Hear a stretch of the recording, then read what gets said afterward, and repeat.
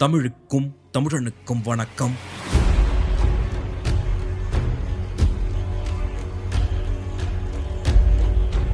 Deep Talks Tamil audio book சேனலுக்கு நீங்கள் தந்த பேராதரவின் அடிப்படையில் நம்முடைய சேனல் 9 மாதத்தில் 1,00,000 நண்பர்களை பெற்றிருக்கிறது. உங்கள் அனைவருக்கும் என் நன்றி.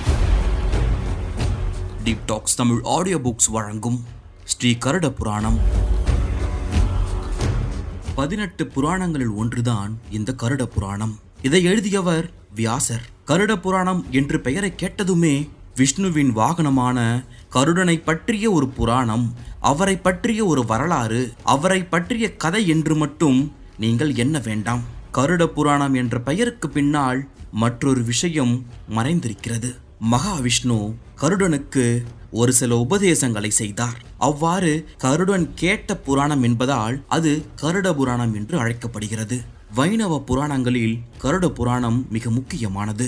இன்றைய காலகட்டத்தில் நாம் இதை கேட்கும்போது கூட நம் வாழ்வோடு ஒற்று போகும் ஒரு நிகழ்வாக கருட புராணம் இருக்கிறது. கண்டிப்பாக மனிதர்களாக பிறந்த அனைவருமே கேட்க வேண்டிய ஒரு புராணமாக கருட புராணம் இருக்கிறது. கருட புராணம் என்றவுடன் பல பேருக்கு நினைவில் வருவது இறந்த பிறகு நாம் செய்த வினைகளுக்கு ஏற்ப கொடுக்கப்படுகின்ற தண்டனை என்ற ஒரு விஷயம் மட்டும்தான் ஞாபகத்திற்கு வரும். அந்நியன் திரைப்படத்தில் கூட அதை பற்றி பேசியிருப்பார்கள். ஆனால் கருட புராணத்தில் 2ஆம் பகுதியில்தான் அதை பற்றிய குறிப்பே வரும். அதையும் தாண்டி பல்வேறு விஷயங்கள் கருட புராணத்தில் இருக்கிறது. ஆகவே உங்கள் கண்களை மூடுங்கள். நான் சொல்ல போகின்ற ஒவ்வொரு விஷயங்களையும் உருவகப்படுத்துங்கள். உங்கள் வாழ்வில் பல்வேறு விதமான மாற்றங்களை இந்த கருட புராண கதையை கேட்ட பிறகு ஏற்பட வாய்ப்பு இருக்கிறது. ஆகவே அமைதியான இடத்தில் அமர்ந்து ஹெட்போன்ஸை போட்டுக்கொண்டு என் குரலோடு வாருங்கள், கருட புராணத்திற்குள் பயணிப்போம். அதற்கு முன்பு நம் Deep Talks Tamil audio book சேனலை சப்ஸ்கிரைப் செய்து தொடர்ந்து உங்கள் ஆதரவை தாருங்கள்.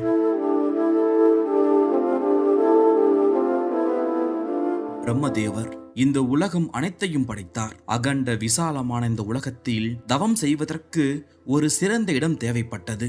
அதனால் தவம் செய்வதற்காகவே நைமிசாரண்யம் என்ற இடத்தையும் உருவாக்கினார். அந்த இடத்தில் பல மக்கள் வசித்து வந்தார்கள். அவர்களை நைமிசாரண்ய வாசிகள் என்று சொல்வார்கள்.